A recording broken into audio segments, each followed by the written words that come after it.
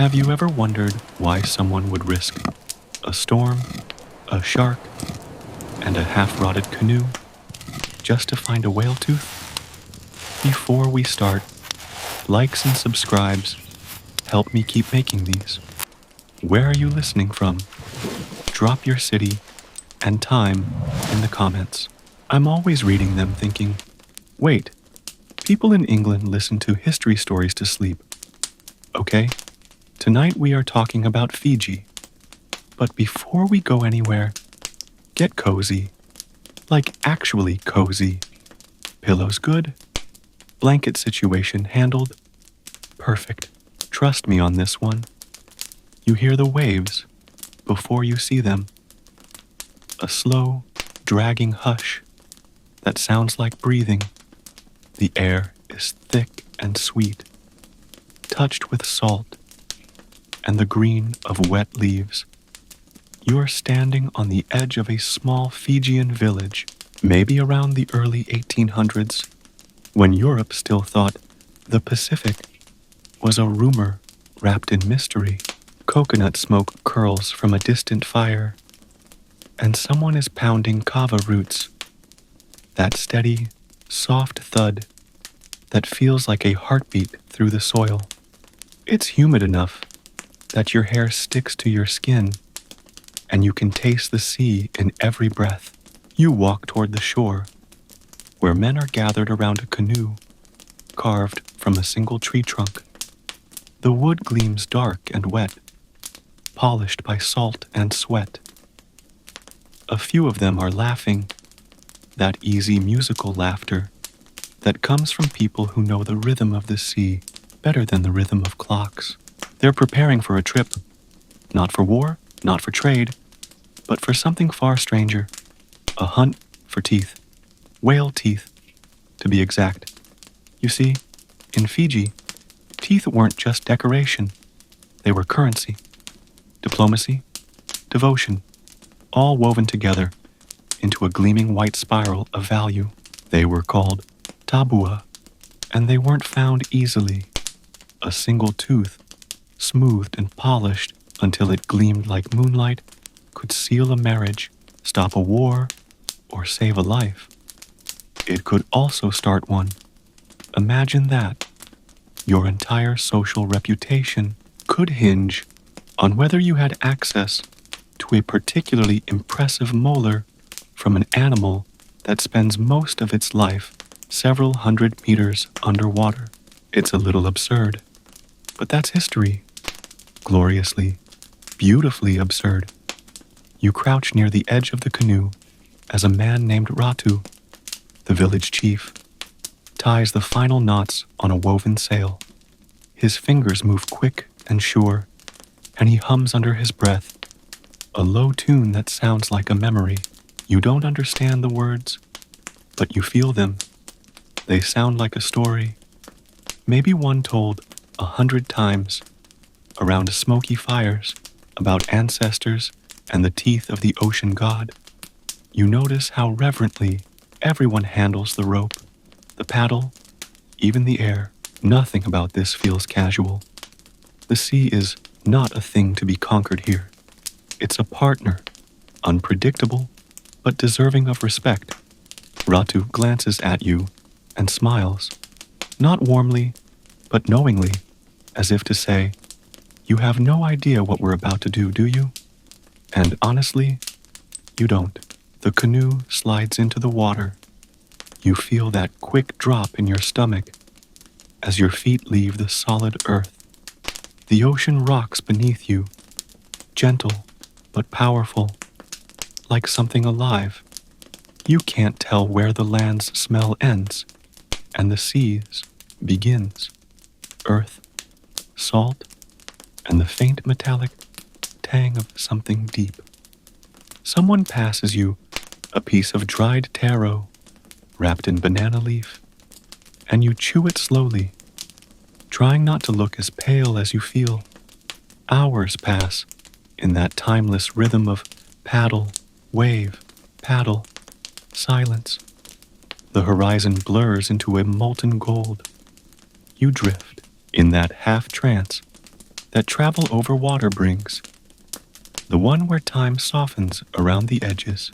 You start to understand, maybe a little, why a tooth could mean something sacred, because down here, in the endless breathing of the sea, survival itself feels like a small miracle, and somewhere out there, far beyond the reefs, in the deep dark, there are whales, massive and slow, moving through the water like floating temples. You can't see them yet, but the men can. You can tell by the way they start whispering. The air shifts, the laughter fades, the calm turns sharp and focused. Someone points.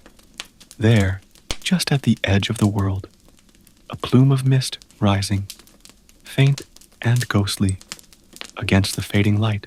The whale exhales, the canoe creaks, and the story truly begins.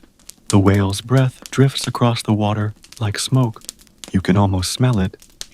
A strange mix of salt and old life. The men don't speak. They move like a single body, every muscle coiled in quiet reverence. The harpoons are ready, though you notice they don't look quite like the ones in European whaling paintings. These are carved wood and bone, wrapped in fiber cords that gleam faintly with oil. The ocean's surface shivers. Somewhere below, that massive shape moves again, ancient, patient, utterly unbothered by your existence. The whale turns, its back breaking the surface for a heartbeat. You catch the curve of its fin, the glint of water cascading down its skin, and you realize how huge it truly is.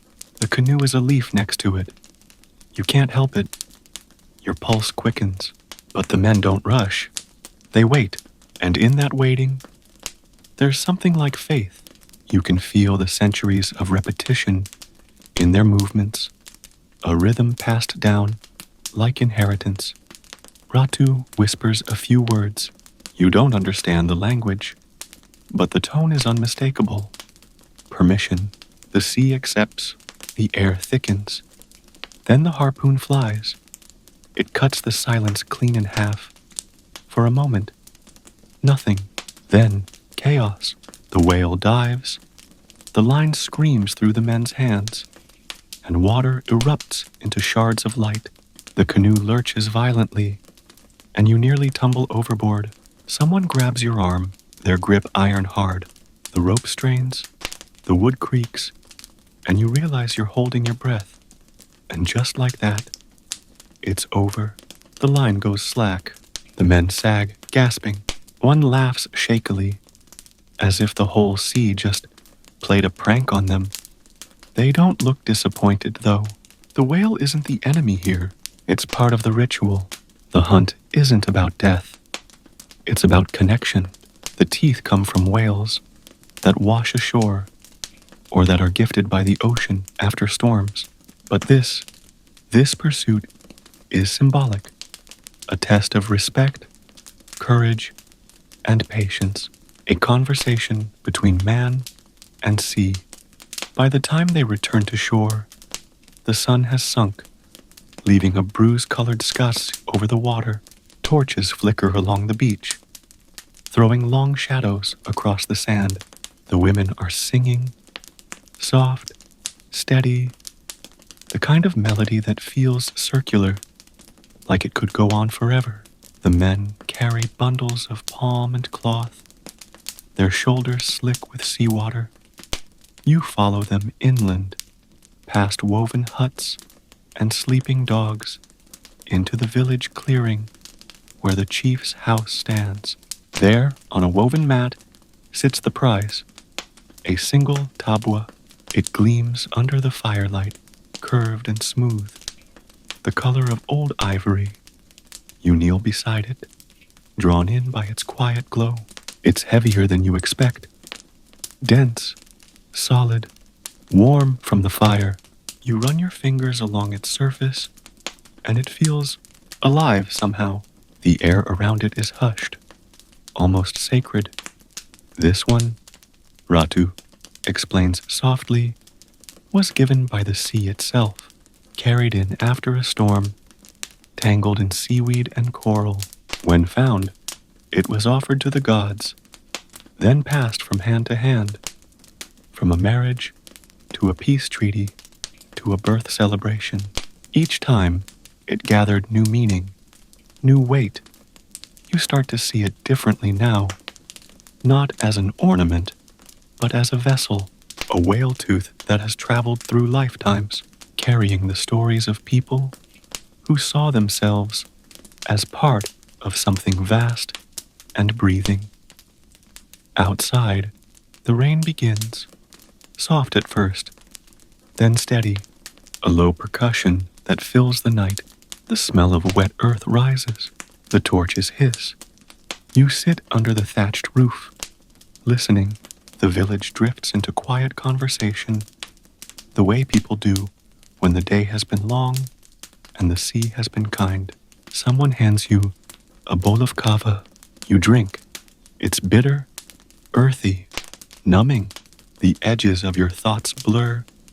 The tabua glows faintly beside you, reflecting the flicker of the fire. You realize you've never held anything that feels so completely at peace with time. Tomorrow, you'll learn what happens when something that's sacred meets outsiders who see only ivory and profit. But for tonight, you just listen to the rain and the sea, somewhere beyond it, breathing. Morning creeps in slow, like it's too polite to wake you. The rain has stopped, but everything still glistens. The leaves, the rooftops, even the air seems rinsed clean. You stretch, blinking against the pale light filtering through woven palm walls. Somewhere outside, someone is singing again. It's not a song you recognize, but it loops softly, like a lullaby that never really ends. You step out, bare feet sinking into damp soil. The village smells of firewood and salt. A rooster crows somewhere, defiantly late. Children are already chasing each other along the beach, their laughter bright against the low hum of insects. And there, near the shore, Ratu and the elders sit cross-legged around the same mat as last night. The tabua rests in the center, wrapped in bark cloth now, waiting for something. You walk closer, slow enough not to intrude, but curious enough that Ratu gestures you over. He smiles, the kind that says, "You're part of this now, whether you understand it or not." A young man steps forward, holding a small bowl carved from a gourd. He kneels, offers it with both hands, head slightly bowed. It's filled with more kava, that earthy drink that tastes like someone wrung out the forest floor and called it tea. Ratu accepts the bowl, but doesn't drink yet.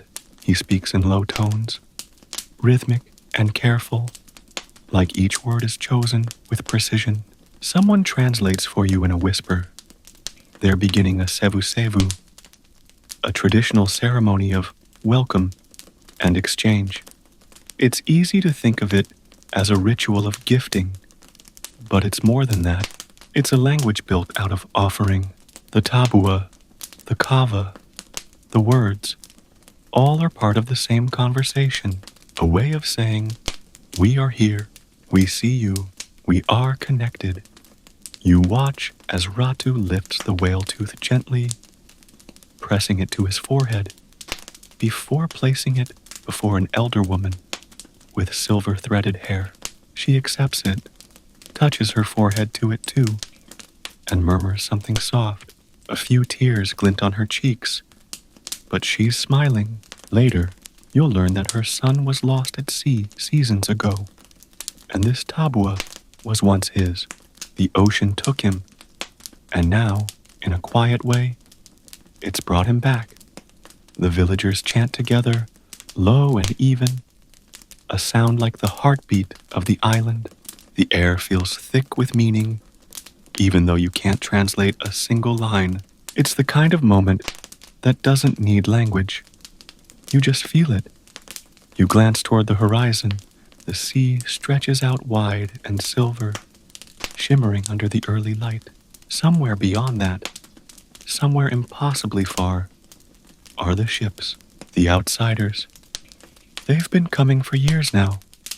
Traders, missionaries, wanderers, with maps that never quite matched reality. They come with cloth, mirrors, guns, and a smile that's all teeth. They speak of God and progress and civilization, but mostly they speak of trade. And one of the first things they notice when they step onto these shores isn't the lush green hills or the carved canoes. It's the gleam of tabua around someone's neck. They see ivory. They see profit. You imagine one of them now. Some sunburned sailor with too much rum and not enough sense, squinting at a Fijian chief's necklace and thinking, how many pounds could that fetch in London? What they don't see is the generations of meaning inside each tooth. They don't see the marriages sealed by it, the wars ended, the births celebrated. They don't see that these aren't trophies. They're memories. But history rarely asks what something means before it takes it. That afternoon, you sit by the water with Ratu, both of you watching the tide slide in lazy loops. He points toward the sea and says a word. Tovuto. You repeat it, stumbling over the vowels. He laughs softly, then taps his chest. Big fish, he says in English, searching for the right words. Old, strong, sea's heart. You look out again, trying to imagine how it must feel to live your whole life, connected to a creature so enormous, so unreachable, to see it not as a beast to kill, but as a presence, a bridge between worlds. Ratu grows quiet. His gaze drifts, distant. You realize he's thinking about the ships too, about what they might bring and what they'll take away. You don't know it yet, but this is the last season before the teeth stop, meaning the same thing, before they become currency, not of culture, but of trade, before the world, with all its noisy ambition, washes over this quiet island rhythm. By the time the next ship appears on the horizon, the villagers have already heard whispers. The missionaries at Levuka are trading more than scriptures. Guns for sandalwood, mirrors for copra, iron tools for tabua. At first, no one believes it. How could they? The idea that a sacred tooth, a gift of the sea, a promise between souls, could be handed over for a handful of nails feels like a bad joke. But the ships keep coming, and not all chiefs are as patient or proud as Ratu. You're there when it happens, for the first time, or at least the first time here. A schooner, white sails sharp against the blue. The crew looks strange, sunburnt and restless. One man, the captain, strides down the beach with a grin that could slice fruit. He has a small chest under his arm. The villagers gather, cautious curiosity humming through them. Ratu stands a little apart, arms crossed. The captain flips open the chest. Inside, gleaming like treasure, are metal tools, knives, axes, and a coil of fine rope. Things that would take days, even weeks, to craft by hand. He picks up one of the knives, turns it toward the light, and smiles, as if offering a piece of the future itself. Then he gestures toward the necklace of tabua on Ratu's chest. Trade, he asks. The word broken but clear. The air thickens. Ratu doesn't move. He studies the captain's face for a long moment, then shakes his head slowly. Not trade, gift, he says, tapping the tabua. This, life, not thing. The captain frowns, not understanding, or perhaps pretending not to. He shrugs.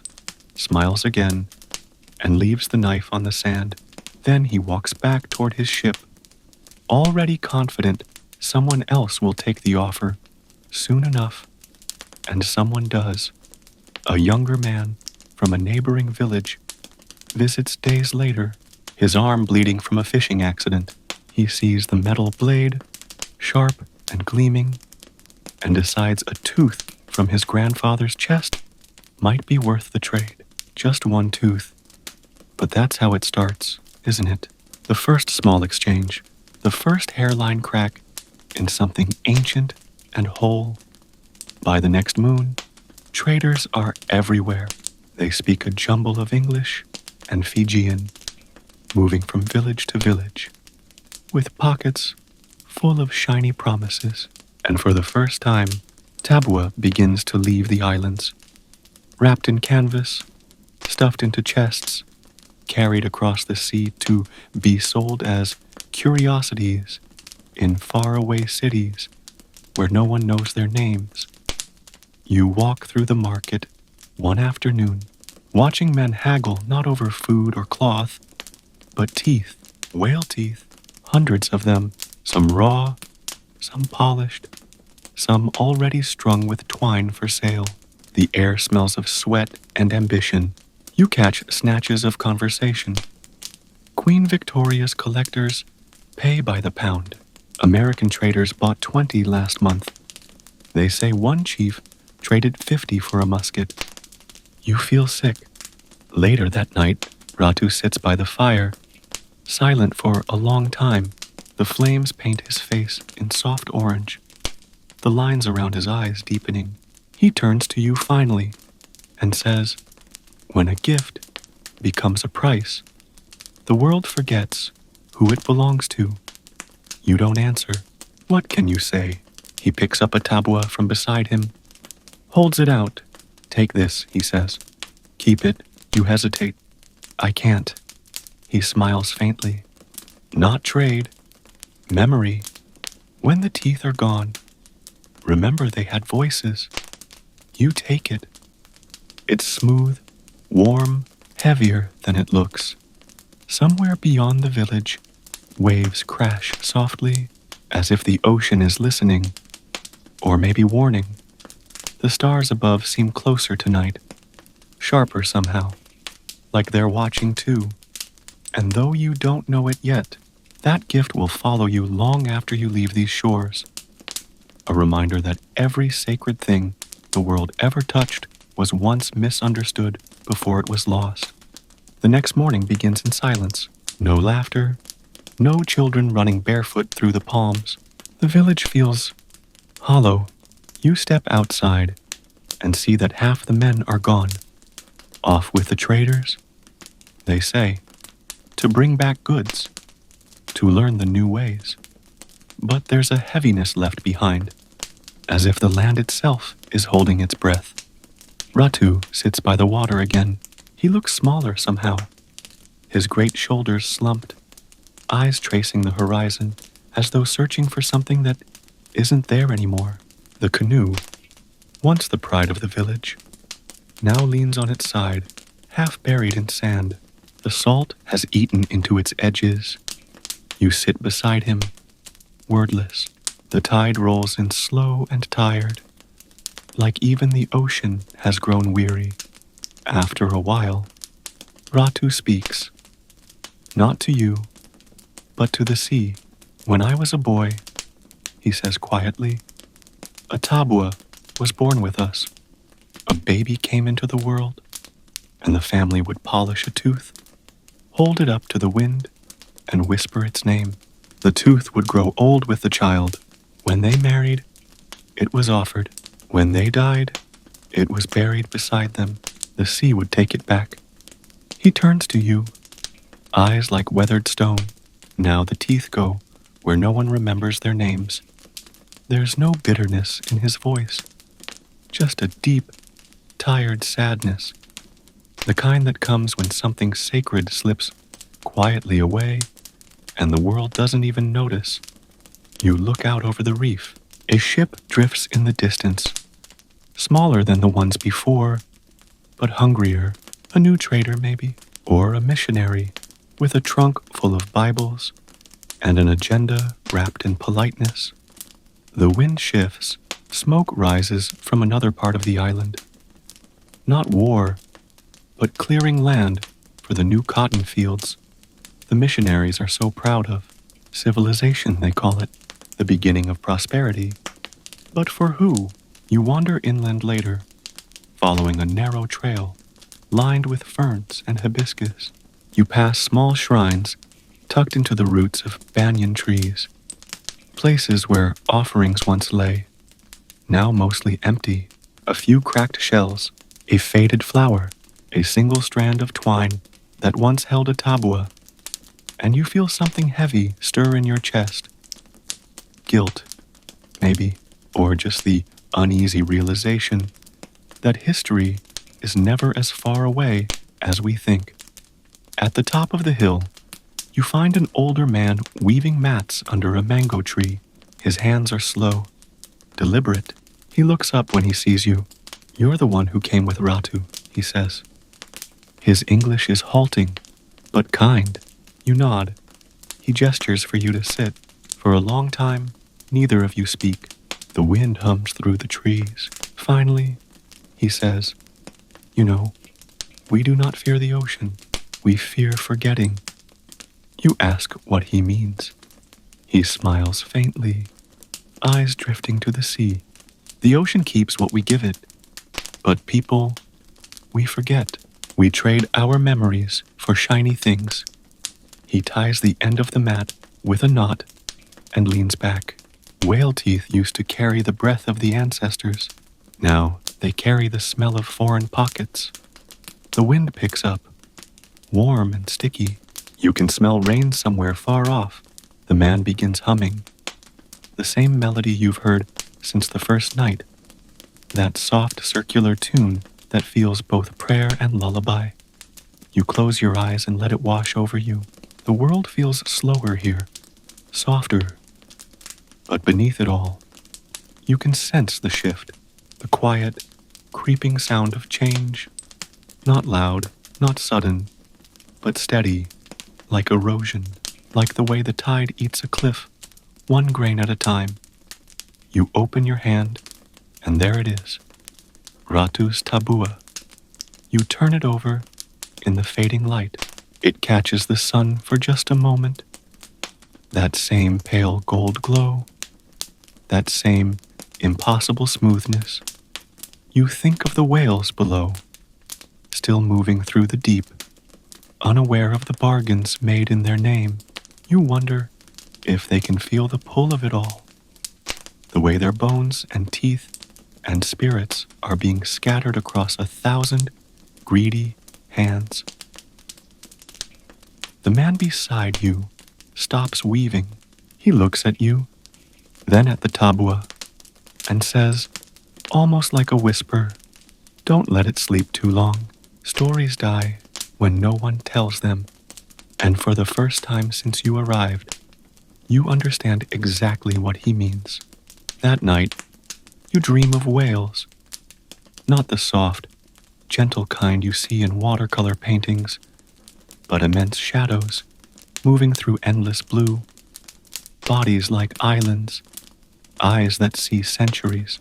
You drift among them, weightless. One of them passes close enough that you can feel the pulse of its song through your bones. It's not music, not really, it's memory. When you wake, it's still dark. The air feels thick with meaning. You step outside, drawn by the quiet sound of waves. The beach is silver in the moonlight. You can see your footprints trailing behind you, swallowed by the tide as you walk. Down the shoreline, a shape moves. Ratu again, alone, carrying something heavy. You follow, keeping your distance. He stops near the rocks, kneels, and begins to dig. The sound of his hands in the sand is soft, rhythmic, almost ceremonial. You realize what he's doing before you see it. He's burying the tabua, not the one he gave you. Another, smaller, older maybe. You wait until he's done before you step closer. He doesn't look surprised to see you. You keep yours, he says. This one belongs to the sea. He presses the sand flat, pats it twice, then sits back. The moon paints the world in shades of blue and silver. For a long time, neither of you speak. Then he says quietly, when they dig here one day, maybe they will think it was treasure. Maybe they will sell it again. But for now, it sleeps. The waves roll in, soft and unhurried. One breaks over the spot where he buried it, then retreats, as if sealing the promise. Ratu exhales, long and slow. The sea remembers, he murmurs. It always does. You sit beside him, letting the silence settle. After a while, he starts talking again. Stories this time. Of his father, who once sailed to Tonga and brought back a tooth so big it took 2 men to carry it. Of his grandmother, who kept one beneath her sleeping mat for luck. Of the first tabua he ever saw as a child. How it caught the light and seemed to hum when the wind blew. He tells these stories like someone lighting candles in the dark. One by one, small but steady, you realize he's not just remembering, he's anchoring, holding something in place that time is trying to wash away. When he finally falls silent, the night feels fuller. The stars shimmer in their quiet approval. You can hear the slow rhythm of the tide, the whisper of wind through palm leaves, the faint, distant call of something. Maybe a bird, maybe just the ocean, breathing through its 1,000 mouths. You look down at the tabua in your hand again. You think about what it's seen, not just the sea, but the people, the exchanges, the laughter and loss. It's not just a relic, it's a witness. You press it to your chest, feeling its cool surface against your skin. Somewhere behind you, the village sleeps. Fires glow faintly through palm walls, flickering like dreams. The scent of smoke and rain and earth wraps around you, and for the first time since you arrived, you don't feel like an outsider. You feel like part of the remembering. Dawn breaks slow and golden. The tide has pulled back, revealing a carpet of shells and coral shards that glimmer like scattered stars. You walk the shoreline barefoot, the wet sand cool beneath your feet, your thoughts heavy with everything that's shifting around you. Somewhere behind you, the village is waking up. The smell of firewood, the low murmur of voices, the faint laughter of children. But something feels different today. Quieter, more fragile. You pause where Ratu buried the tabua last night. The spot looks the same as any other. A smooth stretch of sand, a few scattered palm leaves, no mark of what's beneath. And yet standing there, you feel a strange pulse in the air, like the island itself knows what sleeps underfoot. From the edge of the trees, you hear footsteps. It's a young man, tall, lean, maybe 20 at most. He's carrying a fishing spear and a coil of rope. His expression is guarded, but curious. You're the one with the foreign words, he says. His English is better than most. You smile faintly. I suppose I am. He nods toward the ocean. My name is Lysani. Ratu says you listen well. That's good. Too many people come here, only to speak. There's something sharp in his tone. Not unkind, just cautious. You sense the weight of his generation, the ones who have grown up watching the old ways collide with the new. He gestures for you to follow him down the beach. You walk together, the tide whispering at your ankles. You've seen the ships, he says. More will come. They always come. They want the teeth, yes. But soon, they'll want more. You ask, what do you mean? He glances at you, then looks back to the horizon. land, people, souls. He says the last word softly, as if it might break if spoken too loud. You keep walking. The sun climbs higher, burning away the mist. A few men are repairing nets, their laughter forced, too loud to be natural. The rhythm of the island, that old, unhurried pulse, feels slightly off, like a song played just out of tune. Lysani crouches near the water and picks up a small, broken shell. He holds it between his fingers, turning it toward the light. This used to hold life, he says. Now it's just a shape. Pretty, maybe, but empty. He tosses it back into the surf. That's what they want to make us. Pretty shapes. You don't know what to say. The truth is, he's not wrong. You've seen what happens when cultures are turned into curiosities, when sacred becomes souvenir. The world is full of things once meaningful, now trapped behind glass. Back in the village, Ratu sits in the shade of a banyan tree. He looks up as you return, eyes soft but knowing. You went walking with Lysani, he says. You nod. He is angry, Ratu murmurs. But he has reason. He sees what's coming. He leans back, his gaze drifting toward the mountains. There was a time when we measured wealth by how many people you could care for, how many mouths you could feed, how many tabua you could give away. Now they say wealth is what you keep. He says the word keep like it's something sour. The breeze picks up, rustling the palms.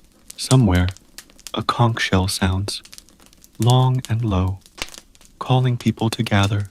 Ratu rises slowly. Come, he says. Today, we give thanks. Maybe the last time, before the world forgets how. You follow him to the village clearing. People are gathering with woven mats, baskets of fruit, and clay bowls of kava. The air hums with quiet reverence. An older woman begins to chant, her voice soft at first, then swelling like a tide. Others join in. The rhythm is ancient, circular, hypnotic. You can feel it in your bones. In the center of it all, Radu steps forward, holding another tabua. Its surface gleams faintly under the sun, a small arc of light in his hands. He raises it, speaking in Fijian, his voice deep and steady. You don't know the words, but you understand the feeling. Gratitude, grief, hope, all braided together. When he finishes, he lowers the tabua and looks at the crowd. One day, he says in English, the world will look at these and see only ivory. But we will know, as long as one person remembers, it will still be alive. The people nod. No one claps. No one cheers. They just sit in the sunlight, breathing together. Quiet, grounded, unhurried. You realize something then. This isn't mourning. It's defiance, in the gentlest form possible. The act of remembering, even when the world insists on forgetting. As the sun dips low, the air fills with the smell of roasted taro and sweet smoke. Laughter drifts again, tentative, but real this time. Someone plays a bamboo flute, a lazy, lilting tune that loops like the tide. You lean back, eyes half closed, letting it all sink in. For a moment, it feels like time has softened again, like the world has slowed just enough to breathe. A few weeks later, the ocean brings news. A ship, bigger than any before, has anchored off the western coast.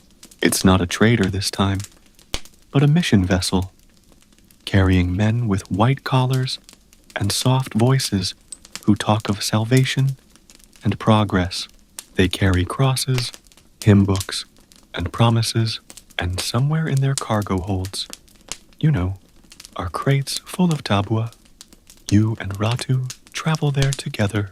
The journey takes 2 days by canoe, the sea mercifully calm.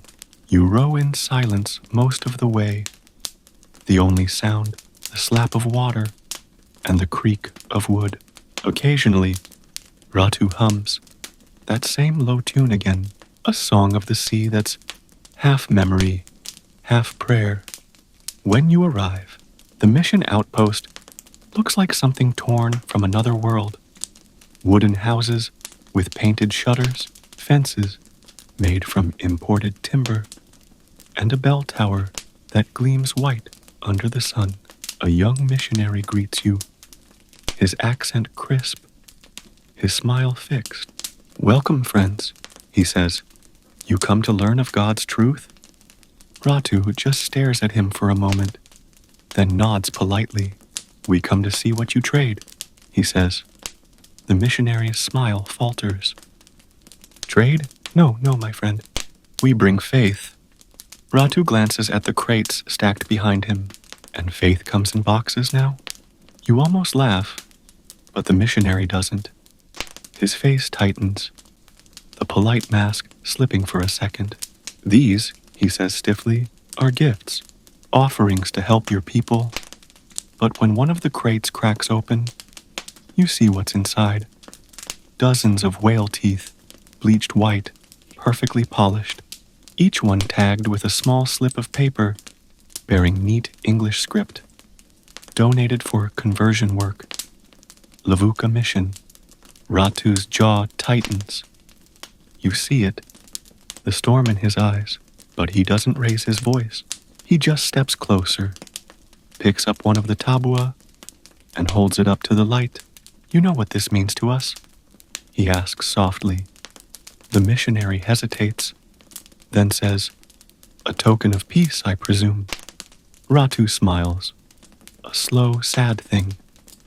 Peace is what it used to bring. But you took it. Now, it means loss." He places the tooth back gently, turns, and walks away. You follow, the silence between you heavy as the heat.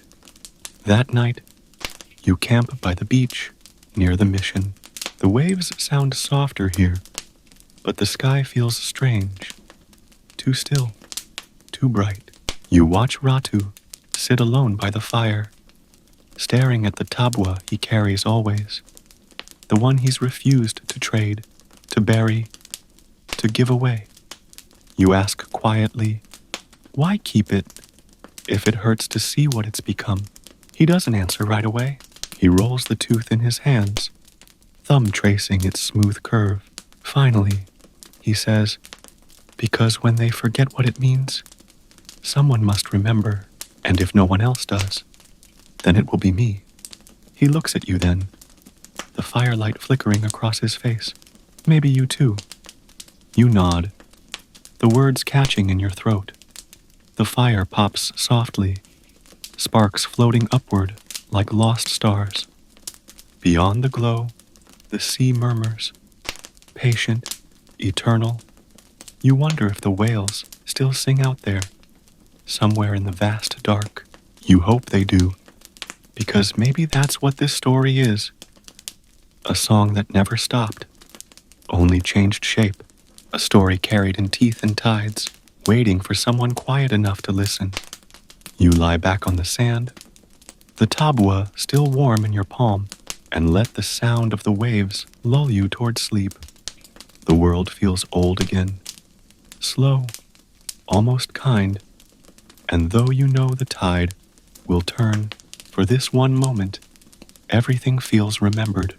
You wake to the sound of the mission bell, a sharp, foreign clang that cuts through the morning air like it doesn't belong here. The sun has barely climbed above the horizon, and already the world feels different. The villagers who came to trade yesterday are gathering again, drawn by curiosity, by the lure of new tools, or maybe just by the quiet power of the unknown. You sit up slowly, brushing sand from your clothes. Ratu is already awake, standing near the edge of the palms, watching the white-robed missionaries move through the crowd with patient smiles. They hand out small crosses, bits of fabric, books no one can read. The tone is soft, persuasive, almost gentle, almost. You walk beside him as he mutters under his breath. They come with kindness first, always kindness, until kindness costs too much. You glance toward one of the tables where a missionary has laid out a few objects: small knives, tin cups, a bright red cloth, and beside them, in careful rows, tabua, not sacred, not honored, just lined up like trinkets. Ratu's jaw tightens. They sell them back, he whispers. You blink, confused. Sell them back, he nods. They take them from one village, trade them in another. The teeth travel, but the meaning stays behind. You feel something twist in your stomach, a strange mixture of anger and helplessness. You watch as one of the younger men from another island picks up a tabua, runs his thumb over it, and smiles like he's found something precious. He doesn't know, maybe, or maybe he does, and it doesn't matter anymore. That's the cruelty of it. Not theft by force, but theft by forgetting. Later, as the crowd disperses, Ratu walks toward the sea. He doesn't look back. You follow him, both of you quiet, until the noise of the mission fades behind the sound of waves. He says softly, "The sea used to be enough. We fished, we gave thanks, we lived. Then came trade. Now everything is weighed, measured, counted." He stoops to pick up a smooth shell, turning it in his hands. Once, a man's worth was what he gave away. Now, it's what he can keep from others. You watch the horizon, where the line between sky and water blurs. A whale breaches far off, a dark arc against the morning light, followed by a misty exhale that hangs like a ghost. You feel it deep in your chest, the reminder that something vast and old is still moving beneath it all. Ratu notices too. His face softens, just for a moment. "They are still there," he murmurs. "Still singing. Maybe one day, the world will listen again." He walks back toward the canoe. You linger a moment longer, watching the waves erase the footprints he's left behind. That night, you stay at the mission outpost. A storm rolls in after sunset, wind snapping the palms, rain hammering the tin roof. The missionaries pray loudly, voices swallowed by thunder. You lie awake, listening not to the storm, but to the sea beneath it, the deep, endless rhythm that doesn't care for prayers, or trade, or empires.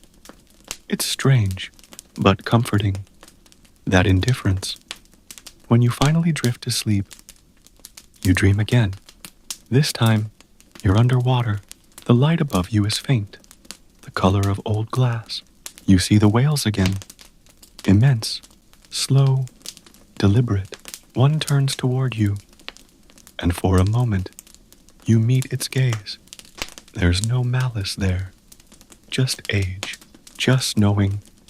You reach out, your hand trembling in the cold dark, and the whale opens its mouth. Inside, not teeth exactly, but memories, gleaming, curved, smooth. 1,000 tabua, floating like stars in the black water. When you wake, the storm has passed. The world smells clean again, but the dream clings to you, heavy as salt. The next morning, the mission outpost is quiet, too quiet. The bell is still. The air feels hollow, like sound itself is holding its breath. You step outside, blinking in the pale light, and see Ratu standing by the shore again. But this time, he's not alone. A group of villagers has gathered, murmuring among themselves. In the center, laid out on a woven mat, are several tabua, but these are not for trade. They're for mourning. A man has died in the storm, one of the younger ones. Lysani's friend, his canoe overturned, they say, while trying to reach the reef. Before the rain grew wild, you move closer, and the sound of low chanting fills the air. That same melody, the same rhythm that's both lullaby and lament. Women weave garlands of white flowers and place them beside the whale teeth. Each one glows faintly in the morning light. Ratu kneels beside them, pressing his hands together. You follow his gaze and realize he's looking not at the body, which lies under a simple cloth, but at the teeth. He whispers, "They say the whale carries the souls of those lost at sea." You ask quietly, "You believe that?" He smiles faintly. "I believe the sea remembers. That's close enough." The ceremony is long and slow, every movement deliberate. When it's done, the tabua are wrapped in bark cloth and placed near the water's edge. The tide will come for them, sooner or later. You watch in silence as the villagers step back. The first wave reaches out, brushes the cloth, retreats. Then another, bolder this time, lifting one of the bundles just slightly. It rocks, turns, and begins to drift away. No one moves, no one speaks. They just watch it float, smaller and smaller, until it disappears beyond the reef. Something inside you shifts. Not sadness exactly, but the deep ache of understanding. You realize that for these people, death is not an ending, it's a return. The same way a tabua always finds its way back to the sea. Later, when the crowd disperses, you sit beside Lysani. He's quiet, staring at the horizon. His jaw is tight, but his eyes are wet. "He was like a brother," he says finally. "Now the sea has him. I hope it's kind." You don't know how to answer. Instead, you reach into your satchel and take out the tabua Ratu gave you. You hold it out. "Keep this," you say softly. Lysani shakes his head. "No, that's yours." "Then hold it," you insist. "Just for now." He hesitates, then takes it carefully, as though it might burn. His fingers close around it. "It's warm," he says quietly. "Like it's alive." You nod. Maybe it is. The two of you sit there for a long time, the ocean breathing its endless breath before you. The sky darkens slightly, clouds gathering far off. But no rain this time, just that familiar, soothing rhythm of water and wind. When you finally rise, Lysani hands the tabua back, closing your fingers over it. "Keep it," he says, "so you don't forget us." You meet his gaze and realize you won't. Not the faces, not the stories, not the sound of the sea whispering through the night.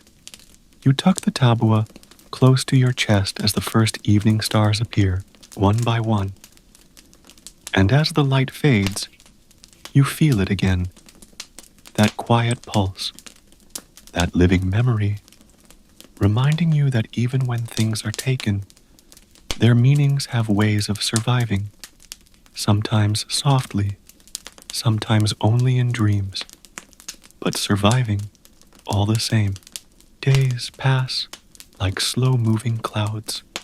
The rhythm of the island begins to shift again, subtly, but you can feel it. The missionaries build more huts, their hymns floating out across the water every morning and evening. Their words carried by wind that once belonged to ocean songs. Some villagers begin to attend their gatherings, curious, cautious, but curious nonetheless. Others stay away, muttering that the new gods smell too much like foreign smoke. Ratu goes neither way. He sits most days beneath the banyan tree near the edge of the village, weaving small cords from coconut fiber and saying little. You join him often, sitting quietly beside him, both of you pretending not to notice the changes creeping in like an incoming tide. One morning, as the sun rises pale and gold, a young boy runs up breathless. "Ship," he gasps. "Big one." Ratu looks up slowly, his eyes narrowing. "How big?" The boy spreads his arms as wide as he can. "Big like a whale, chief. And white." You and Ratu follow the trail down to the beach. There it is, a massive vessel anchored beyond the reef, its sails gleaming like bone in the sunlight. You can see smaller boats already lowering from its side, cutting through the blue toward shore. The village hums with unease. Children cling to their mothers. Men gather their spears, not to fight, but to feel less powerless. When the boats reach the sand, a group of pale men steps out, not missionaries this time, but traders again. One wears a tall hat despite the heat. Another carries a ledger and a pouch that clinks when he moves. Their leader introduces himself in broken Fijian, Captain Jameson from Sydney.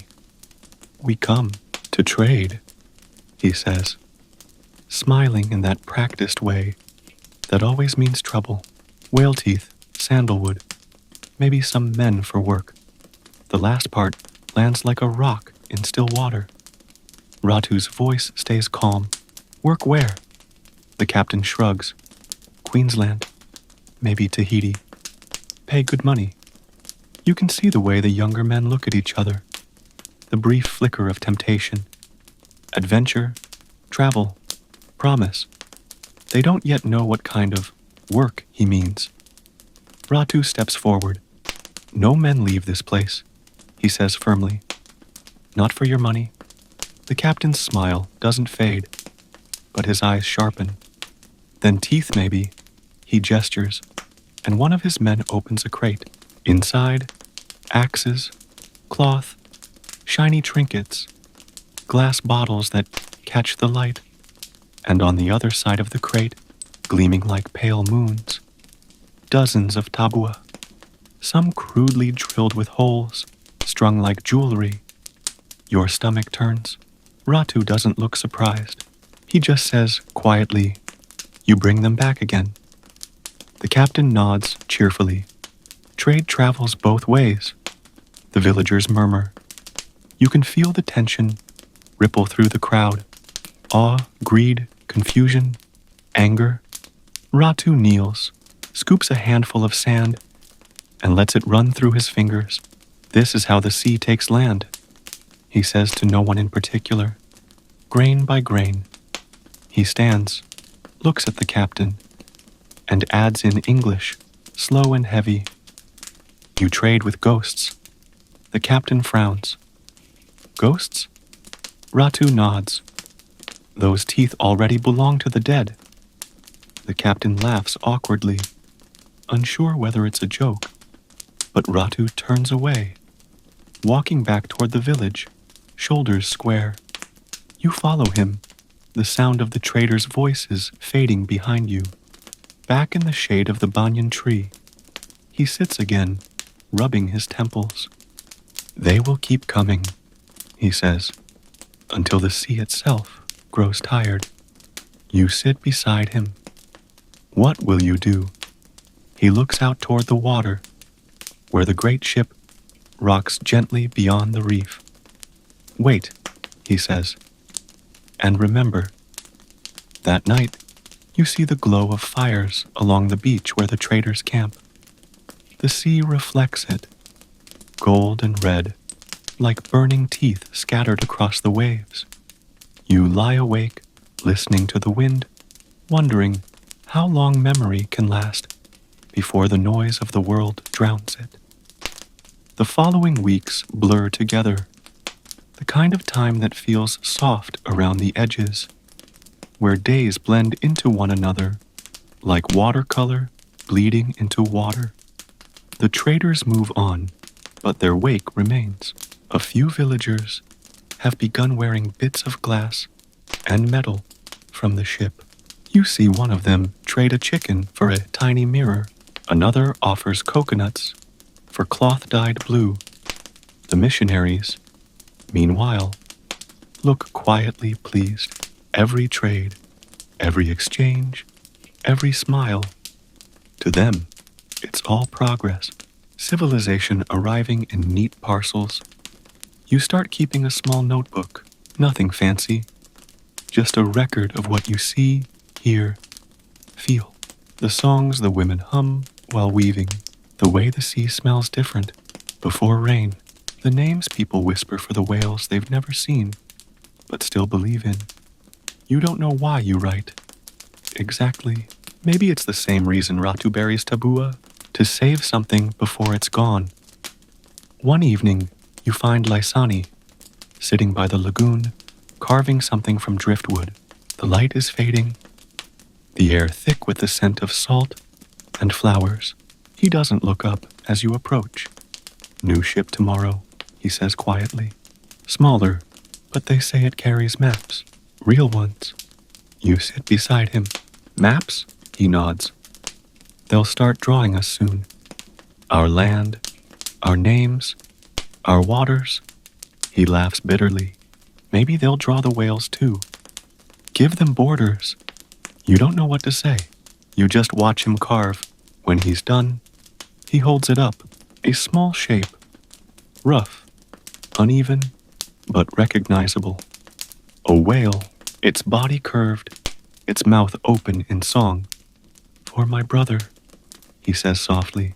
He said once he wanted to hear them sing. You take the carving, feeling its weight.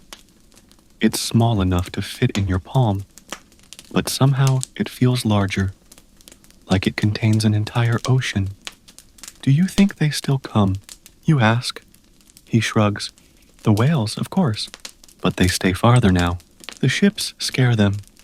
He looks toward the horizon, where the last of the light bleeds into the sea. Maybe they're smarter than we are.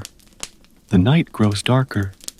Fireflies blink among the palms. You can hear distant drumming, soft, rhythmic, like the heartbeat of the island itself. Tomorrow, Laisani says, they'll want to see Ratu again. They always do. You sigh. Will he meet them? He smiles faintly. Ratu always meets the storm. It's who he is. Later, when you return to the village, you find Ratu sitting alone under the stars. He's holding a tabua, tracing slow circles over its surface with his thumb. The fire beside him burns low, its embers glowing like tiny suns. He doesn't look up as you sit beside him, but he says, the whales used to swim close enough that we could hear them from the shore. You could feel it in your chest. A low hum, deep and soft. Now the sea feels quieter. You listen. The ocean sighs in the dark, steady but muted. Maybe, you say, they're waiting for the world to calm down. He smiles a little at that. Maybe. He sets the tabua down carefully, like it might wake if dropped too fast. When the sea goes silent, he says, it's not because it's empty. It's because it's listening. You sit there together, the fire crackling low, the stars wheeling above. And for a long time, neither of you speak again, because there's nothing left to say that the sea hasn't already whispered. Morning drifts in soft and silver. The world smells of wet earth and salt, and the sky looks bruised with the memory of rain. The air feels heavy, not in a sad way, just full, like it's holding a thought it hasn't quite spoken yet. When you reach the beach, the ship Laisani mentioned has already arrived. Smaller than the last one, yes, but neater, sharper, more deliberate. Its sails catch the light like paper lanterns, and on the side you can just make out the name, the Mariner's Grace. A group of men waits near the surf, speaking quietly with Ratu. One of them, the youngest, perhaps no older than 30, holds a rolled parchment, its edges frayed from sea air. He's the mapmaker, you realize, the one Lysani warned about. He greets you in English, with a polite nod. You're with the chief, yes? I'm Mr. Collins. We've come to chart the reefs and anchorages, just for navigation, of course. Ratu doesn't answer. He just watches the man's hands as he unrolls the map, the way his fingers smooth over the islands like a man taming an animal. The parchment is beautiful, you admit that much. Delicate lines, curling letters, little blue strokes where waves should be. But it feels strange to see the island drawn like that, captured, contained, flattened. Ratu bends down and points to a blank space near the edge. And this? He asks. You leave the sea empty. Collins smiles. It's not empty, sir. It's just water. Ratu's eyes narrow. Nothing is just water. You can feel the tension then. The quiet kind that doesn't need raised voices to be dangerous. The sound of the tide fills the space between them, slow and steady. Finally, Collins clears his throat and says, We mean no offense.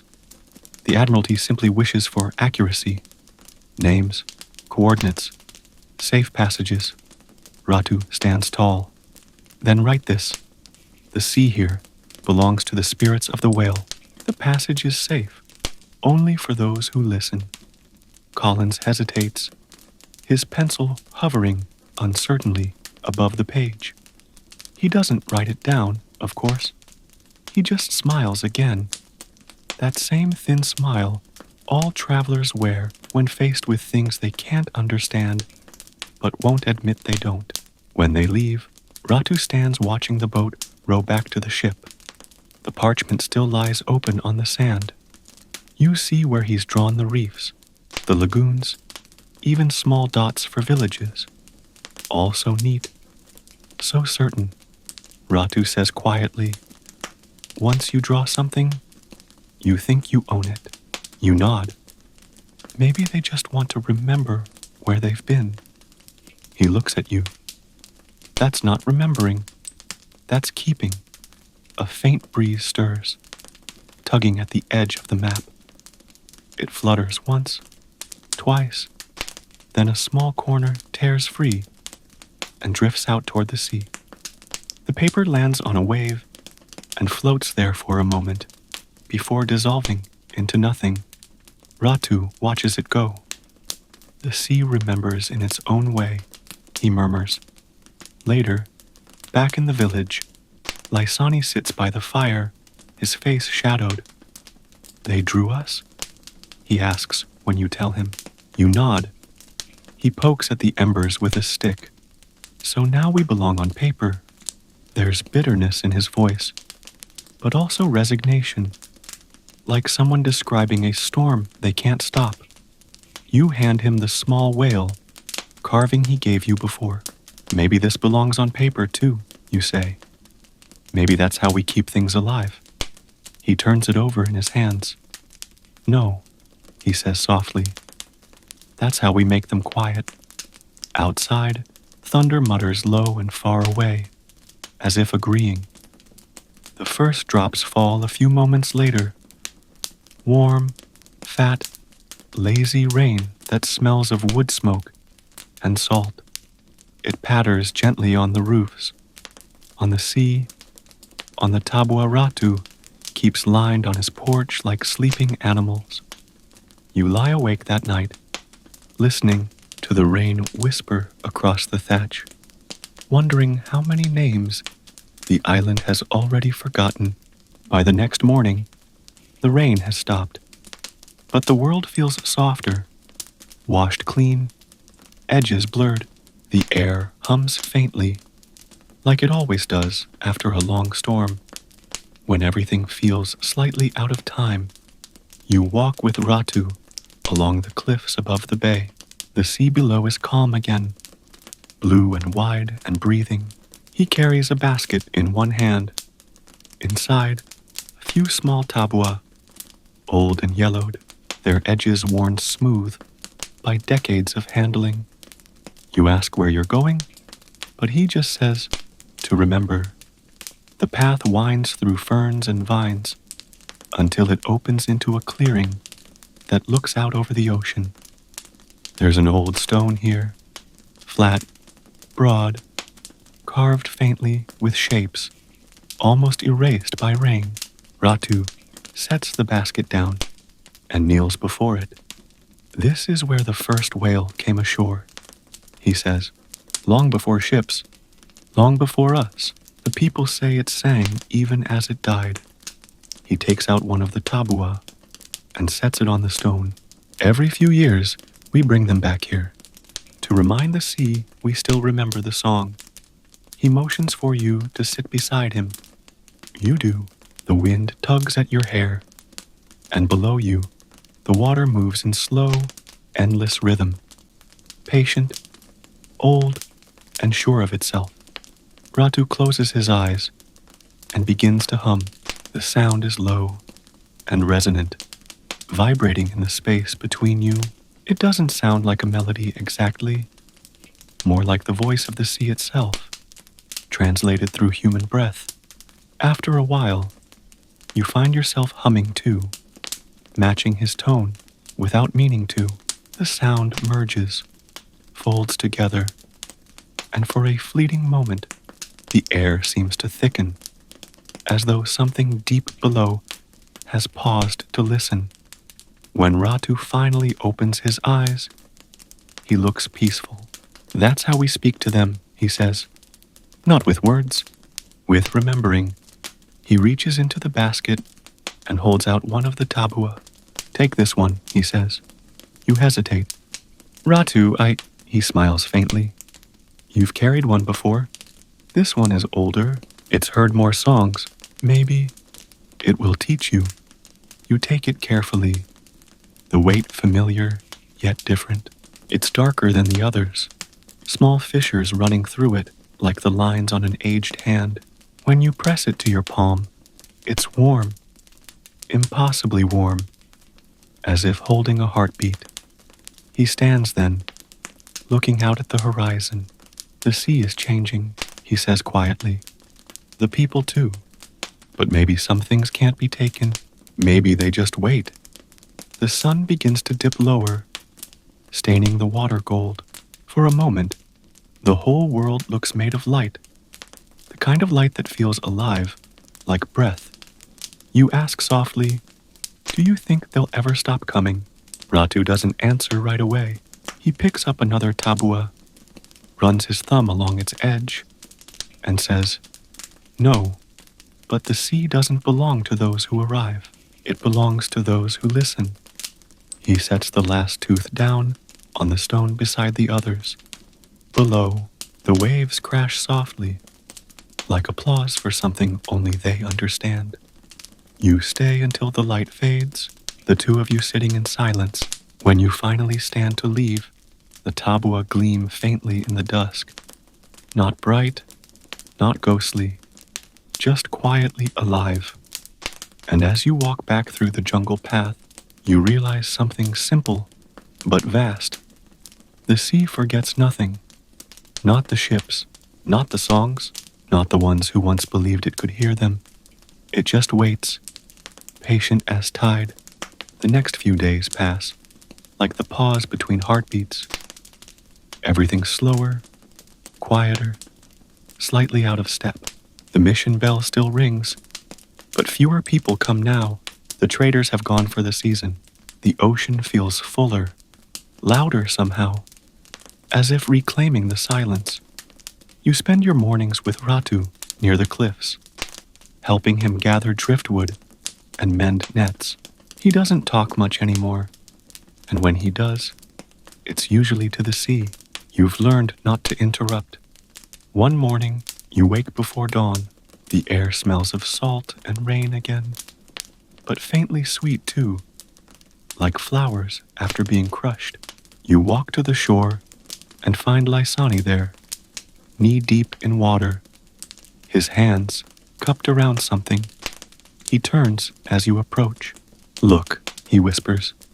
In his palms lies a small bleached shell, round and smooth. But what catches your eye is the faint carving on its surface. A spiral, like a wave, frozen mid-turn. I found it near the reef, he says softly. It's the mark of the old ones, before my grandfather's time, before the churches and the ships. He holds it up to the rising light. The spiral seems to move, just slightly, just enough to make your breath hitch.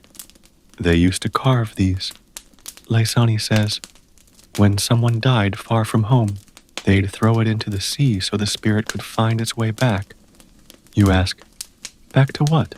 He looks out at the horizon, back to listening. The two of you stand there until the sun breaks through the clouds, painting the sea in pale gold. The sound of waves fills the space between thoughts. You realize, in a way, that this act of noticing, of being still, is its own kind of prayer. When you return to the village, Ratu is waiting near the tree line. He's holding a fishing spear, but not using it, just tapping it softly against the sand, lost in thought. He glances at you. You heard it, didn't you? You pause. Heard what? He nods toward the sea. The hum. It's faint, but it's there again. The whales are closer. You close your eyes, listening. At first, nothing. Just wind, waves, the chatter of birds. But then, faint, low, like thunder from the belly of the world. A sound, a tone that feels, rather than sounds, vibrating in your ribs. Ratu smiles. They've come back to see what we've remembered. The rest of the day drifts by in a hush. The villagers go about their tasks slower, more deliberate. You notice more eyes turning toward the horizon, more silences filled not with unease, but reverence.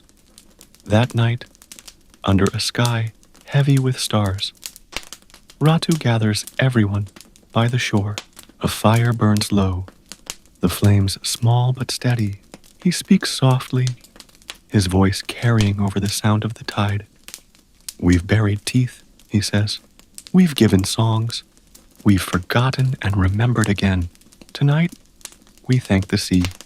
He gestures for everyone to kneel. You do too. The sand is cool beneath your hands. The waves lick gently at the shore. And somewhere far out, that low hum sounds again. Closer this time. Rounder, like a heartbeat echoing underwater. Ratu begins to chant. The same melody as before, but slower, sadder, older. The others join. Their voices weaving through his, like a net made of sound. And in the distance, a shadow moves, vast and silent beneath the surface. You see a plume of spray rise, then fall. Another follows, then another. 3 whales, gliding together, their backs silvered by moonlight. For a long time, no one moves. You feel the collective breath of the village. Awe, disbelief, maybe forgiveness. They remember, Ratu whispers. They always do. You look at him, at the lines on his face, the quiet fire in his eyes, and realize that maybe memory isn't something we lose. Maybe it's something that waits for us to slow down enough to find it again. The whales linger until dawn, then slip back into the deep, and the sea, for once, feels whole. The morning after the whales' visit feels like waking from a dream that refuses to fade. Everyone moves differently, slower, gentler, as if afraid to disturb what's left of the night. Even the missionaries, who have long tried to command the rhythm of the place, seem subdued. You find Ratu sitting near the waterline, half buried in thought. He's polishing a tabua, its surface catching the light in soft flickers. When he sees you, he smiles faintly. The sea gave us a sign, he says. Now, we must give something back. You ask what he means, but he only gestures toward the forest. Help me find what's left of the old tree. The path winds deep into the green heart of the island, where vines hang low and the air smells of damp wood and earth. Eventually, you reach a clearing where a massive trunk lies toppled and hollowed by time.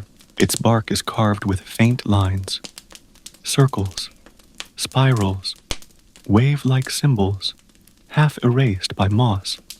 Ratu runs his hand over them gently. This tree once marked the seasons.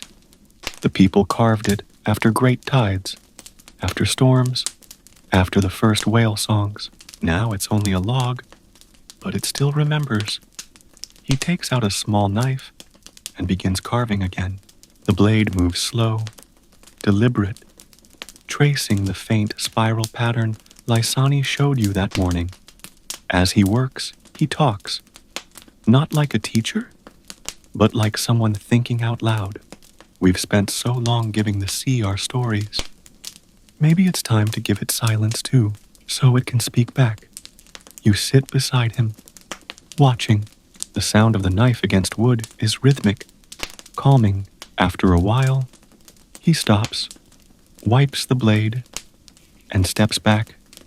On the trunk, newly carved, is a pattern of connected spirals, a long, flowing design that seems to breathe.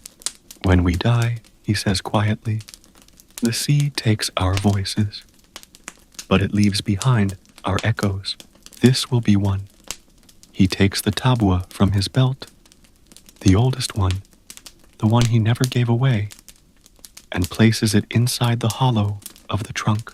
It fits perfectly, like it was waiting all along. He turns to you. You'll remember where it is? You nod. He smiles. Good.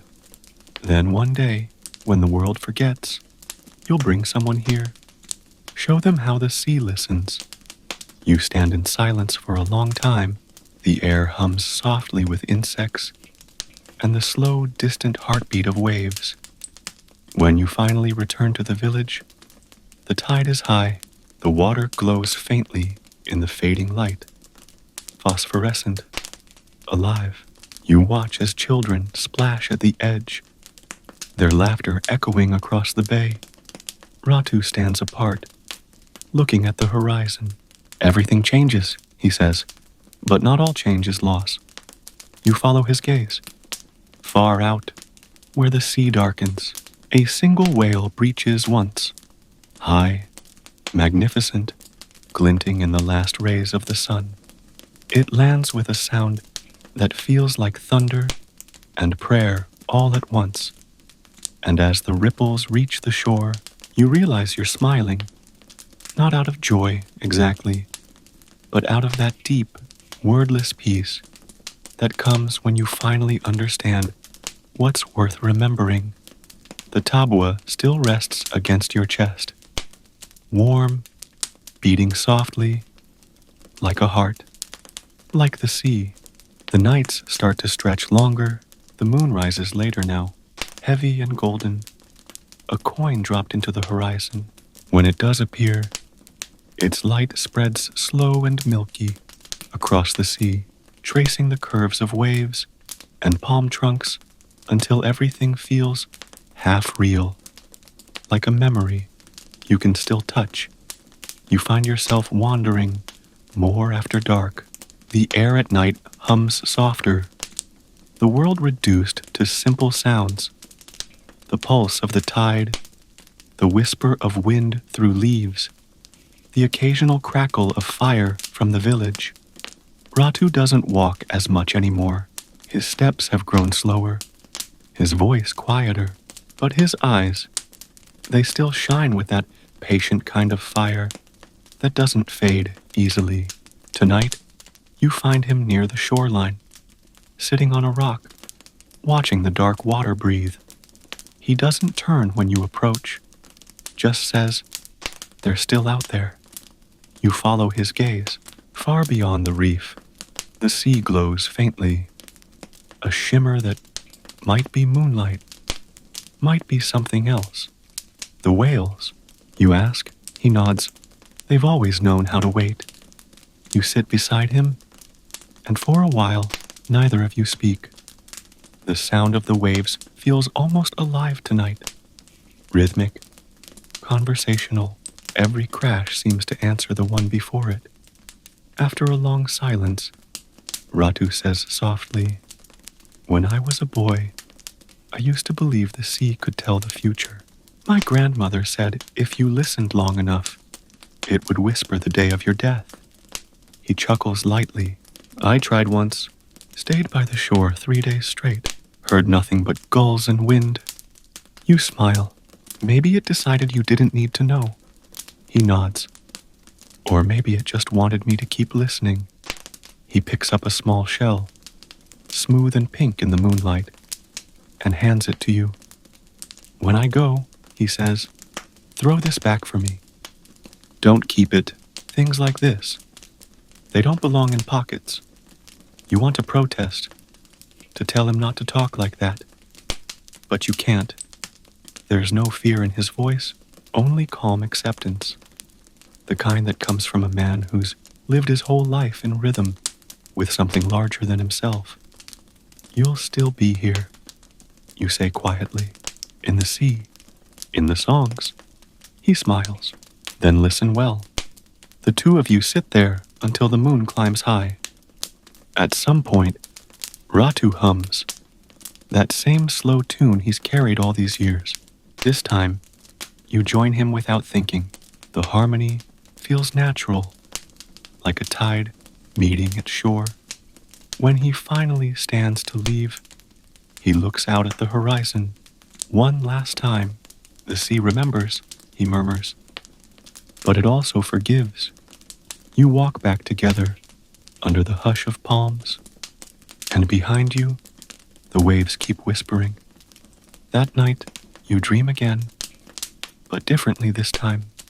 You're standing underwater, but you can breathe. Around you, hundreds of tabua drift, glowing faintly like lanterns. Between them, whales move in slow, graceful arcs, their songs rolling through the dark. Each note carries a word, a name, a fragment of memory, and somewhere among them, you hear Ratu's voice. Soft, steady, full of laughter, he says, "Keep listening. When you wake, the sound lingers in your ears. The air outside feels charged, not with storm, but with meaning." By mid-morning, word spreads through the village. Ratu is ill.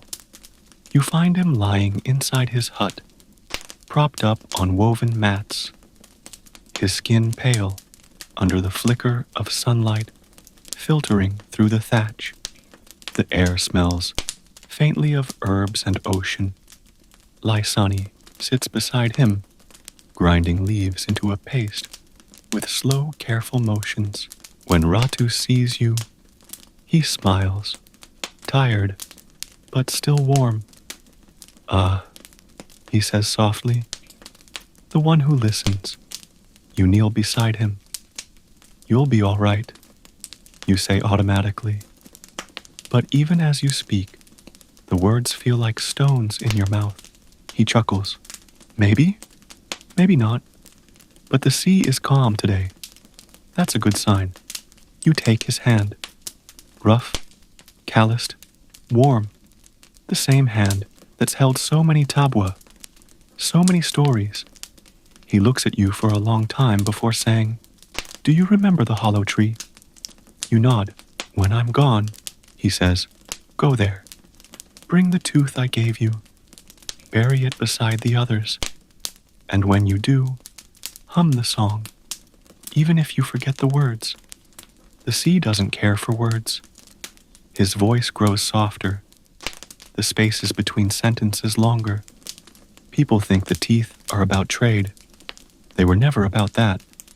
They're about remembering who we are. You don't sell memory, you feed it. Outside, you hear the sound of waves brushing the shore. Gentle, rhythmic, impossibly steady. The same sound that has carried through every generation. He squeezes your hand weakly. When you hear the whales again, tell them Ratu kept his promise. You try to speak, but nothing comes. He closes his eyes, the faintest smiles still on his lips. It's a good day, he whispers. The sea's listening. The hours stretch thin after that. The village moves quietly, everyone speaking in half voices, their footsteps careful, respectful. When the sun begins to set, you feel it before you know it. A shift in the air, like the moment after a tide turns, and then it's done. The oldest man in the village exhales once, deeply, and the sound echoes through the hut like a final wave pulling back into the sea. Leisani covers him with a woven cloth, his hands trembling just once before steadying. No one cries. Not yet. The island grieves differently, slowly, like erosion. That night, the villagers gather on the beach. They light no torches, sing no songs, just silence, the kind Ratu spoke of, the kind that lets the sea speak back, and it does. Somewhere beyond the reef, the whales begin to sing. The sound rolls through the darkness, low, vast, and kind. It fills the space between stars. It hums in your bones. You close your eyes and feel it, that pulse of the world that keeps moving, keeps remembering. You take the tabua from around your neck and hold it tight. Soon, you'll take it to the hollow tree. You'll do as he asked. But for now, you just sit in the sand, listening. The sea is calm. The night is wide. And the world, for once, feels full again. Morning comes softly, a thin, pale light seeping through mist and palm leaves, as if the sun itself is hesitant to intrude. The village is still. Even the birds sound subdued, their calls muted, like they know something sacred has shifted. You walk alone to the cliffs. The air smells of salt and wood smoke, of endings and beginnings braided together. The tabua rests against your chest, heavier than before, as if it knows what comes next. The path to the hollow tree feels different now. The same trail, the same roots and shadows, but each step seems to echo a little louder. You realize you've never walked it without Ratu. His absence hums around you like a missing drumbeat. When you reach the clearing, the wind stills. The tree stands just as it did, wide, hollow, ancient. Moss curls around its roots, and a faint smell of rain lingers in the bark. You kneel, brush away a layer of fallen leaves, and find the small hollow where the old tabua rests, cracked, yellow, glinting faintly in the dim light. For a long time, you just sit there. The forest hums, not loud, but alive. You think about Ratu's voice, that calm rhythm of certainty that seemed to steady the whole island. You think about the whales, the missionaries, the traders, the maps, all of it swirling together like currents that meet, clash, and still somehow flow forward. Finally, you take the tabua he gave you and place it beside the others. It fits perfectly, like it was always meant to return here. Then you do what he asked. You hum at first. Your voice shakes, fragile as wind. But soon it steadies, the melody finding its way from memory. That low, circular tone, part grief, part gratitude. The forest listens. Even the air seems to hold its breath. You close your eyes. The song isn't loud, but it carries. Somewhere beyond the cliffs, the sea answers, a low rumble, ancient and forgiving. When the hum fades, you whisper, "He kept his promise." And in that moment, you swear the world exhales. You sit there until the light shifts gold now instead of gray. Then you stand, brush the dirt from your hands, and begin the slow walk back. Halfway down the path, you hear something faint but familiar. A low note, deep and resonant, rising from the direction of the sea. You stop, smile, and whisper, "They heard." Back in the village, people move quietly, preparing offerings for Ratu's farewell. Mats are laid out near the shore, garlands woven, bowls of kava placed beside burning driftwood. No one speaks loudly. Even the children play softly. Today, La is a hen I stands by the water, holding a single white flower. When he sees you, he nods. "He's gone," he says simply, "but the sea is calm." That means he found it. You look at him. Found what? "The place where sound never stops," he answers. Together, you walk toward the water. The tide is high, brushing the edge of the mats. The villagers begin their chant, slow, low, rhythmic. You join in. The sound swells, then softens again, carried out on the wind. When the sun dips low, they place a small canoe on the waves. Inside it, a single tabua, one flower, one carved shell. No body, no ashes, just memory shaped by hands and tide. The canoe drifts out, caught by the current. It glides toward the horizon, shrinking until it's only a dot. Then nothing at all, Lasani murmurs, "The sea keeps what it loves." You watch until the last shimmer fades dot and somewhere far out. Beneath the darkening sky, you hear it again, the whales singing. Their voices deeper this time, slower, stretching long across the water dot. It feels like goodbye. It feels like a promise. That night, the island doesn't sleep. Not out of mourning, out of memory. Fires burn low in circles along the beach, their light flickering against faces lost in quiet thought. The ocean glows faintly under the moon, phosphorescent streaks, moving with the tide like veins of living light. You sit apart from the others, watching the fire reflect in the tabua fragments you kept. The air hums with songs you don't know the words to, but somehow you understand them anyway. Lisani joins you, holding 2 coconuts filled with kava. He hands you one and says, "To Ratu." You raise it. To remembering. You both drink in silence. The liquid is earthy, bitter, grounding. When you set the cup down, you feel the faint vibration beneath your feet, the heartbeat of waves rolling under sand. Lasani leans back, staring at the stars. "When I was little," he says, "I thought the sea was a mirror.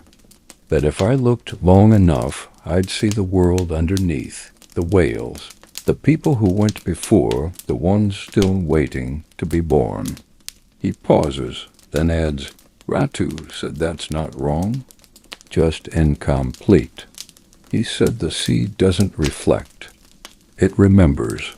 You nod slowly, and it forgives. He smiles faintly. You're starting to sound like him. The night stretches on.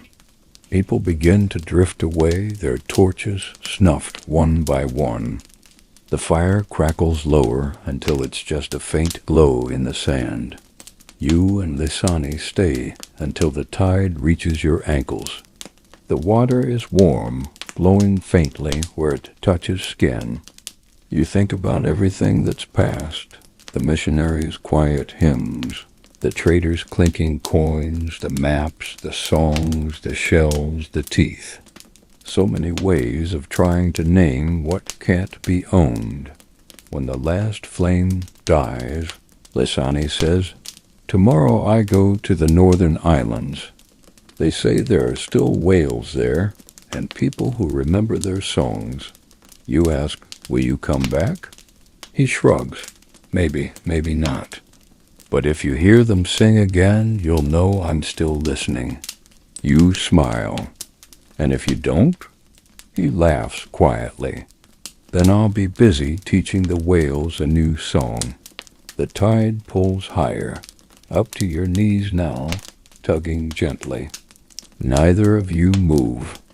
The sky begins to lighten in the east, a faint ribbon of silver behind the clouds.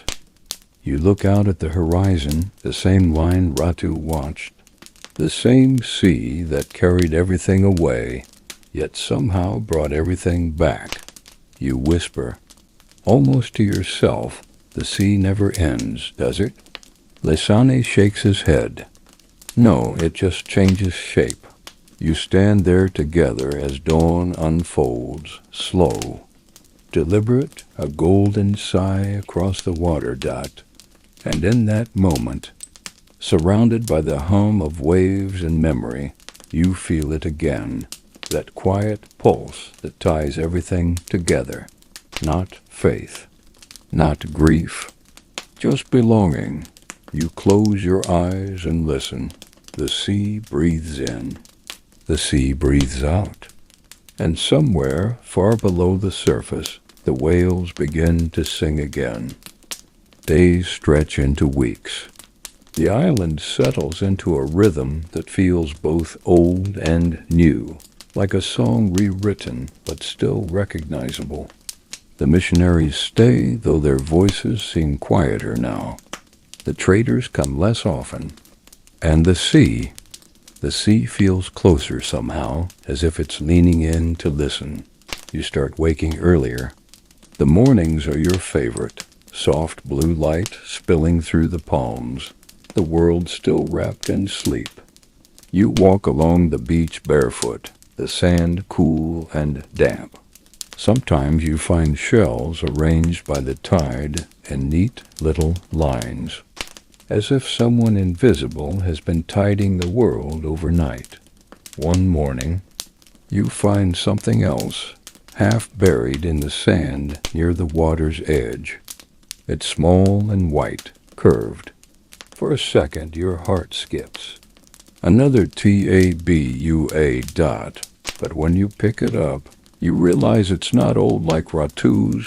It's fresh, clean, smooth, without the polish of years. A gift, maybe, or a message. You turn it in your palm. The morning sun glints off it just so, catching faint, tiny carvings. A pattern of spirals almost invisible unless the light hits right. You trace it with your thumb, the same pattern carved into the old tree. The sea laps at your feet as if waiting. You whisper, "All right then," and toss it gently back into the water dot. It floats for a moment, then tips, spins, and disappears beneath a small wave. When you look up, the horizon seems to shimmer, not from heat, but movement. A distant line of dark shapes breaking the surface. Moving slow and sure. Whales. Dozens of them.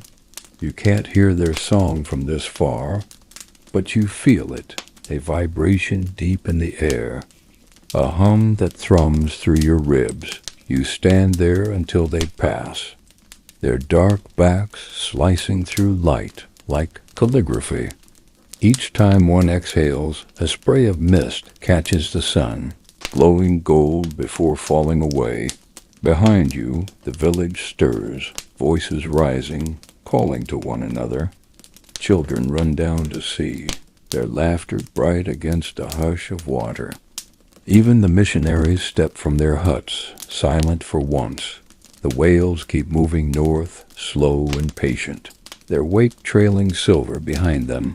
Lysani would have smiled at this, you think. Ratu, too. The last whale breaches once, high, magnificent, twisting as if to look back. The sea swallows it again, and the surface smooths. You whisper, goodbye, though it doesn't feel like one. Later that day, you walk inland to the hollow tree. You bring flowers this time, white, simple, fragrant. You lay them at the base and sit for a while, tracing the spirals with your fingers. The forest is quiet, except for the faint sigh of wind through leaves. You hum. Not loudly, not with purpose, just a sound to keep the world company. And when you stop, the silence doesn't feel empty. It feels full. You think about Ratu's words. The sea doesn't belong to those who arrive. It belongs to those who listen. For the first time, you understand exactly what he meant. The next season arrives slow, the air heavier, the days longer. The rain falls more often now, not in storms, but in steady curtains that hush the island into calm. You stay mostly near the village, helping where you can, mending roofs, repairing canoes, gathering food. The routines feel grounding. You've stopped counting the days. Sometimes. At night, you still hear the whales, faint, far, but unmistakable. Their songs drift through your dreams like low thunder rolling through water. You've learned to trust the rhythm of their absence and return. One afternoon, while gathering wood near the cliffs, you meet a traveler. A young woman from another island, sun-browned skin, hair tied back, a necklace of small shells that clink softly when she moves. She greets you easily, as though she's known you her whole life. You're the one who listens to the sea, she says with a small smile. You blink, surprised. I suppose that's true. She nods. People speak of you in the northern islands. They say you kept the songs alive. You laugh quietly. I didn't keep them. I just didn't stop listening. She seems pleased by that. From her satchel, she pulls something wrapped in cloth. Then this belongs to you, she says. When you unwrap it, your breath catches. It's another tabua, smaller than the others, pale as bone, smooth as glass. But this one is different. Across its surface are markings, hundreds of small, shallow lines carved in careful spirals and waves. You trace them, heart pounding softly. Who did this? She shrugs. No one knows. It washed ashore near Vanuatu after a storm. The elders said it was meant for whoever could still hear. You turn it over in your hands.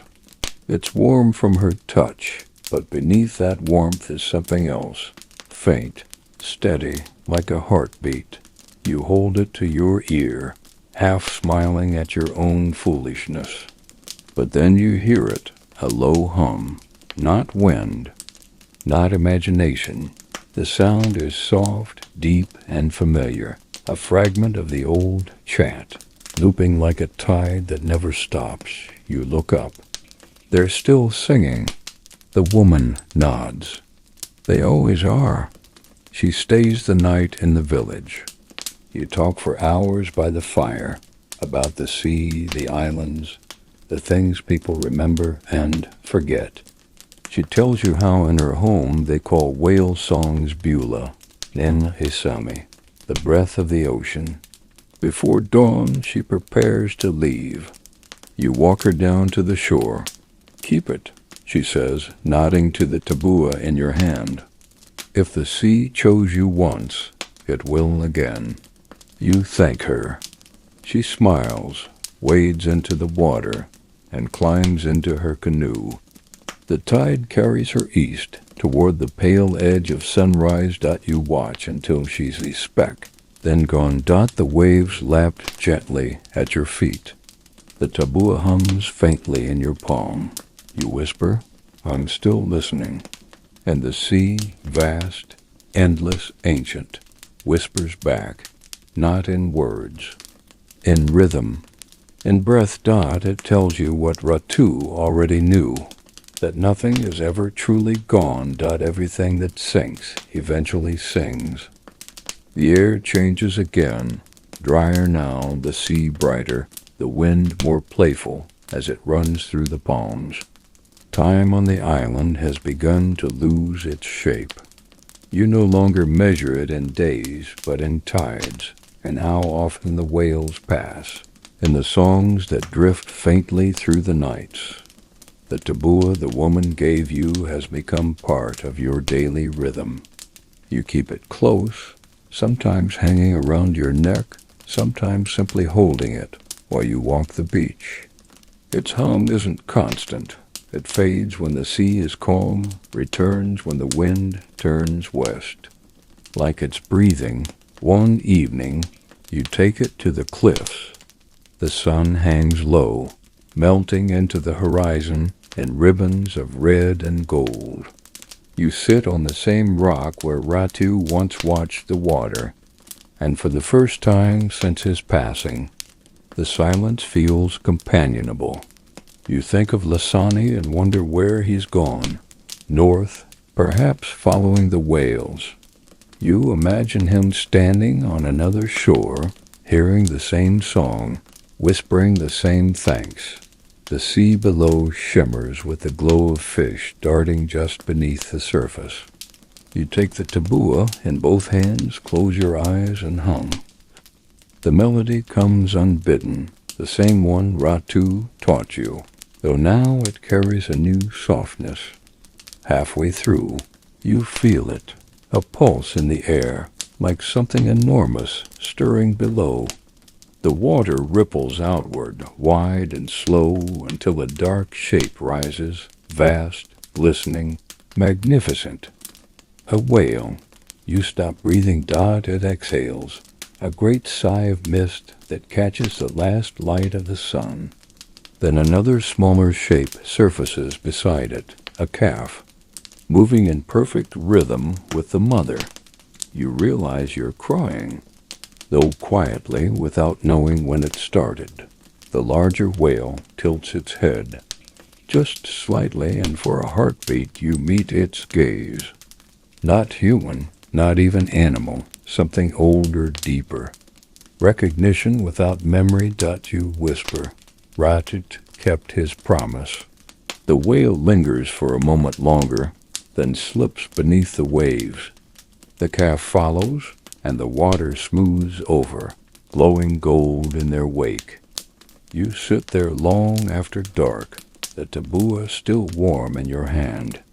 Its hum feels steadier now, not loud but grounded, like the sea itself has begun to breathe through you. When you finally stand, you look up at the stars. They're bright tonight, sharp and close, scattered like polished teeth across the sky. You remember something Ratu once said, the sea remembers in circles. So do we? Maybe that's what this is. Not an ending, not even a beginning. Just the next turn in a long, patient circle. You start back toward the village, the hum still following you, as if the sea is walking beside you,